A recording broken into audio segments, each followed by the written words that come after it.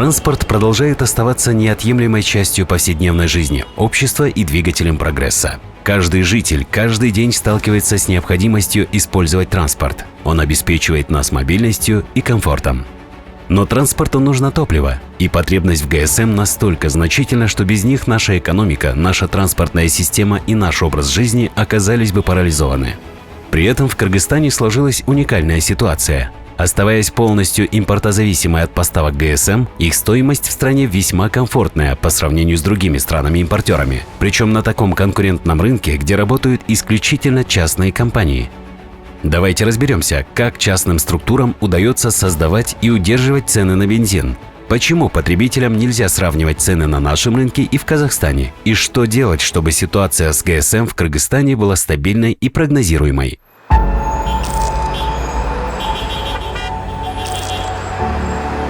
В Кыргызстане насчитывается более 1 миллиона 300 тысяч единиц транспорта разных категорий, и каждый год в страну завозится 1 миллион 200 тысяч тонн топлива. То есть в среднем на каждую машину приходится около 1 тонны топлива в год. 95% всего объема ГСМ в стране – это импорт из России.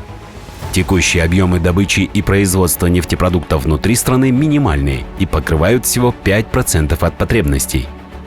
Что касается поставок из Казахстана, то в этой стране уже несколько лет существуют ограничения на экспорт нефтепродуктов. Сейчас Кыргызстан импортирует из соседней страны только сжиженный газ. По данным антимонопольной службы, в настоящее время на рынке ГСМ Кыргызстана функционирует 5 крупных нефтетрейдеров, которые обеспечивают внутреннюю потребность.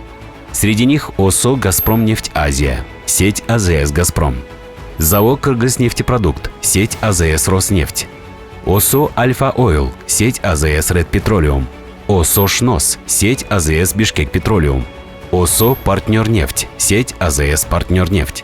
Все они завозят бензин и дизель российского производства. В Кыргызстане насчитывается более 900 единиц АЗС и 39 единиц нефтебазового хозяйства. Доставка производится исключительно по железной дороге, поскольку 60% от всего импорта поступает в Чуйскую область. Соответственно, на территории Чуйской области расположено большое количество нефтебаз. В последующем бензовозами доставляют в южные регионы, Таласскую область, а с Иссыкуля в Нарынскую область.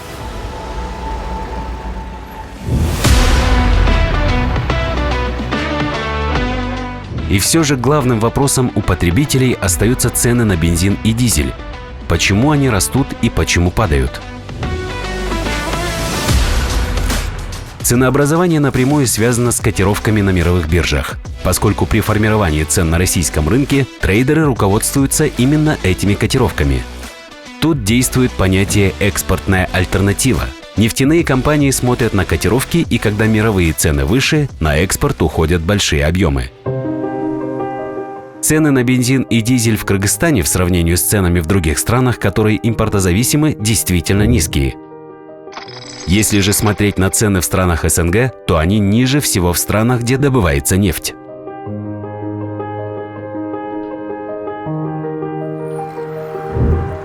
Например, возьмем рынок Таджикистана. Эта страна, как и Кыргызстан, весь необходимый объем ГСМ завозит из-за рубежа, но цены в этой стране выше на 30%. Бензин и дизель стоят уже выше $1, тогда как в Кыргызстане 60 центов.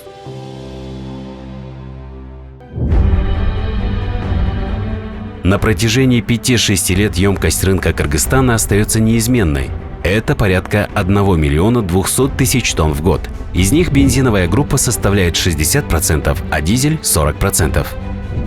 И так как весь импорт ГСМ идет из России, правительства Кыргызстана и России каждый год подписывают так называемый индикативный баланс, то есть это объем ГСМ, на который Россия не начисляет экспортную пошлину. В 2023 году Кыргызстан получит беспошлинный объем в объеме 460 тысяч тонн бензина, 485 тысяч тонн дизельного топлива, 150 тысяч тонн топлива для реактивных двигателей, 50 тысяч тонн нефти и 60 тысяч тонн нефтяного битума.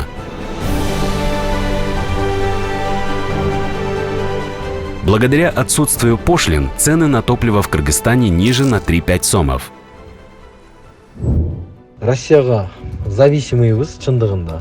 Бирок заводдор чындыгында бааны каалагандай койгон үчүн баа дүйнөлүк биржа өсүп, ошонун негизинде заводдор дагы бааны көтөргөн үчүн ошого зависимый болуп туруп, бизде дагы баа өзгөрүп турат. Бирок эми биздин жеке импортерлор буга чейинки алган объему менен азыркы жаңы алып келип аткан объемдордун ортолук средний себестоимость чыгарып туруп сатып атышат деп ойлойм. Мисалы ошол эле Россиядан алган объемдорду, мисалы ошол эле Өзбекстан, Афганистан, Тажикстан, аларга салыштырмалуу бизде арзан. Эмне себептен? Себеби бизге беспошлина берет. Тажикстан, Өзбекстанга салыштырмалуу бир топ эле арзан. Өзү негизи Средний Азияда эң арзан Казахстанда болгон болсо, андан кийинки эле бизде турат. Розничный рынок в Кыргызстане регулируется со стороны антимонопольной службы. Однако, как такового жесткого регулирования нет. Есть контроль на уровне мониторинга. Стоит отметить, что кыргызстанские нефтетрейдеры работают на условиях джентльменского соглашения. Они установили минимальный процент рентабельности, который традиционно держится на уровне 1–2%. Благодаря грамотному планированию, резкие колебания мировых цен на нефтепродукты в Кыргызстане активно сглаживаются. Поэтому потребители не сразу чувствуют разницу.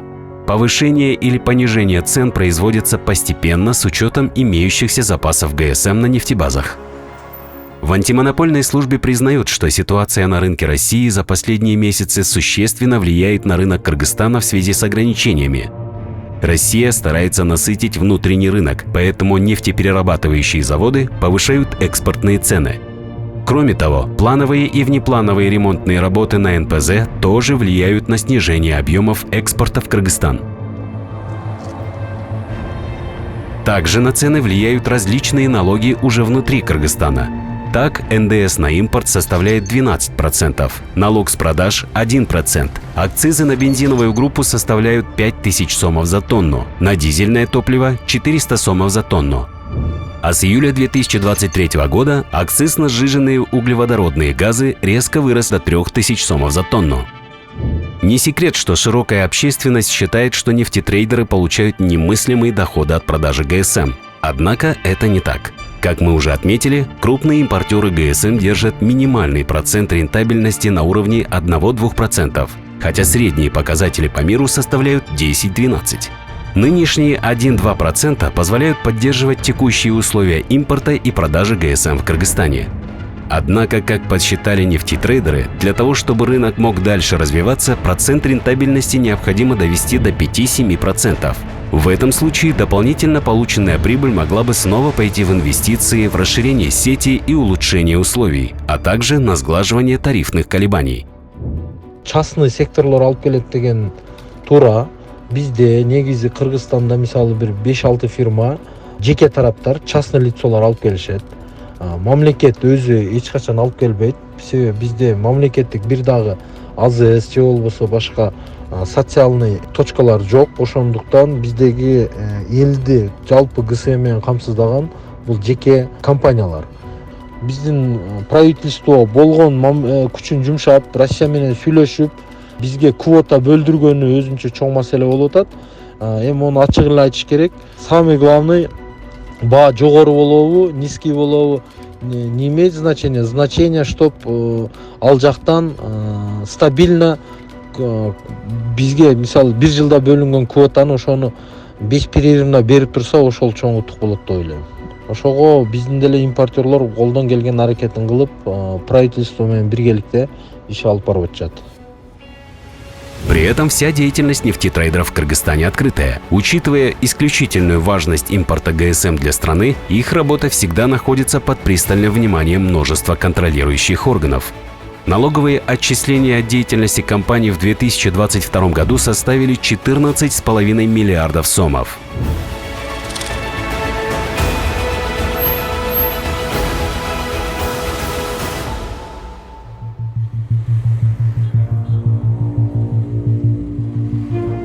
Ну и один из самых главных вопросов у потребителей в Кыргызстане касается Казахстана. Почему цены у соседей в 1,5 раза ниже, чем у нас? Почему Кыргызстан не покупает бензин и дизель в Казахстане? На самом деле ответ простой и сложный одновременно. Во-первых, Казахстан сам добывает нефть и экспортирует его по мировым ценам. Получает с этого сверхприбыль.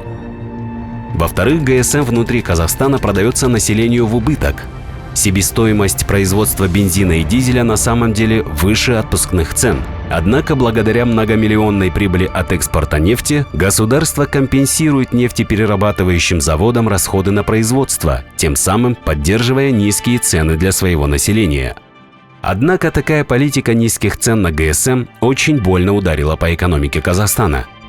Бензин и дизельное топливо стали буквально вымываться с приграничных районов соседней республики. Страна из года в год стала ощущать дефицит ГСМ в самые нужные периоды, в период посева уборочных работ. Поэтому в апреле текущего года, несмотря на события января 2022 года, правительство Казахстана пошло на непопулярные меры – повышение цен на нефтепродукты. При этом президент Токаев прокомментировал это следующим образом. В целях модернизации коммунальной сферы я поручил обеспечить переход на новую тарифную политику – тариф в обмен на инвестиции. В текущей ситуации правительству придется решить законсервированные годами проблемы, но другого пути нет. Мы не одни в данном регионе. У всех цены на топливо выше, чем у нас. Следовательно, все субсидии государства уходят в экономику других стран. Мы либо повысим тарифы и приблизим их к рынку, либо останемся вовсе без инфраструктуры во всех городах и селах. Так, в прошлом году перекрестное субсидирование цен и тарифов только за счет фонда «Самрук-Казына» превысило 1 триллион тенге. Это очевидное искажение принципов рыночной экономики. И в течение ближайших лет розничные цены на бензин и дизель в Казахстане должны вырасти на 50%. Согласно поручению президента, казахстанские энергетики начали работу по увеличению ресурсной базы углеводородного сырья и производственных мощностей для его дальнейшей переработки. То есть увеличить мощности всех 3 своих нефтеперерабатывающих предприятий и начать разработку новых участков нефтяных месторождений. Тем временем в Казахстане этим летом ощущался дефицит бензина АИ-95 и дизельного топлива ввиду ремонта на Шымкентском нефтехимическом заводе, а также в связи с аварийной остановкой Атырауского завода. В нескольких регионах Казахстана наблюдается дефицит бензина. Ситуацию с дефицитом дизельного топлива в некоторых регионах страны сегодня прокомментировали в Министерстве энергетики. В Туркестане ажиотаж с бензином. В наличии он есть только у крупных сетей АЗС. Бензин и дизельное топливо подорожают. В Павлодарской области возник дефицит топлива. В Казахстане еще на полгода продлили запрет на вывоз бензина и дизтоплива автотранспортом. Потребности в данных видах топлива соседняя республика восполняет за счет импорта ГСМ из России. Увы, ситуация повторяется из года в год, несмотря на богатые нефтяные запасы. Поэтому в начале 2023 года была достигнута договоренность о поставках 850 тысяч тонн бензина и дизеля из России. Энергетики прогнозируют, что выровнять обеспечение топливом удастся только к октябрю. И в такой ситуации Казахстан не может позволить себе экспортировать большие объемы ГСМ. Казахстан регулярно объявляет о временных запретах на экспорт бензина и дизеля автомобильным транспортом. Текущий запрет был продлен в начале августа еще на 6 месяцев. В целом ситуация в мире со стабильным обеспечением углеводородным топливом последние недели начинает давать сбои. С опозданием идут поставки того же дизеля по миру перед осенне-зимним периодом, то есть в период, когда расходы дизельного топлива наиболее высокие. Да и в самой России похожие проблемы. Из-за санкций Запада логистические цепочки на автомобильных и железной дорогах были переориентированы, что привело к увеличению сроков доставки топлива. А это стало причиной образования дефицита бензина и топлива на заправках в регионах России.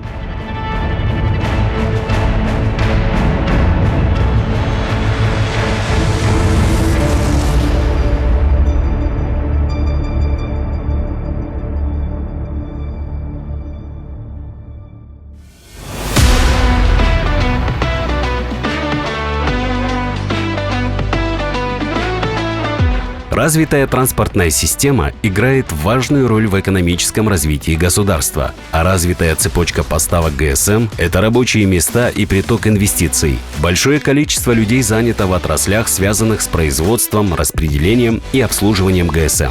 Рынок ГСМ продолжает эволюционировать, а потребители становятся все более требовательными. Ценообразование, качество топлива, экологические характеристики, а также уровень обслуживания и удобства для водителей. Все эти факторы влияют на выбор и предпочтения потребителей. Несмотря на импортозависимость и относительно небольшую емкость, рынок ГСМ в Кыргызстане продолжает оставаться динамичным и конкурентным. Нефтетрейдеры активно развиваются и стремятся предложить лучшие условия и сервис для своих клиентов.